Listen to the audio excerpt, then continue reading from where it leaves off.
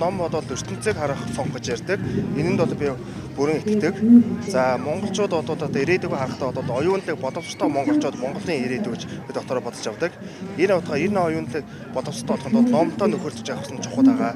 Яг тэгвэл ном өгч нэг өснөөс тархины тижэл мөн тархины одоо булчингийн гимнастик гэж хийж болно. За баярлалаа. Таны хувьд одоо ямарваа нэг ном уншихдаа юуг нөлөө чухалчилж үздэг вэ?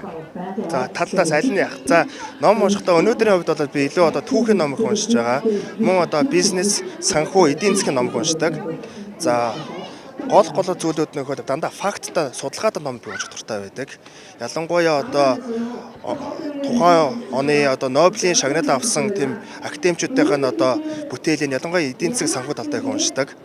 За дээрэс нэмээд 13 дугаар зууны монголчуудын түүхийн номыг ойрд уншиж байна. Хамгийн сүүлд би Рубрикийн тэмдэглэл гэсэн тийм ном уншиж байгаа. Энэ бол Францын нэг Рубрик нэртэй лам Монголд мөнхантай уулзах ирсэн. Тэгвэл Монгол улсын талаар тухайн их Монгол улсын талаар маш тодорхой тэмдэглэл бичсэн байдаг. Бид нар Марко Пологийн тэмдэглэлийг мэддэг. Тэгвэл Рубрикийн тэмдэглэлийг сайн мэддэггүй юм байлээ. Тэгээ энийг уншихдаа үнэхээр сонирхолтой яг уншиж байгаа номууд нэг юм аа.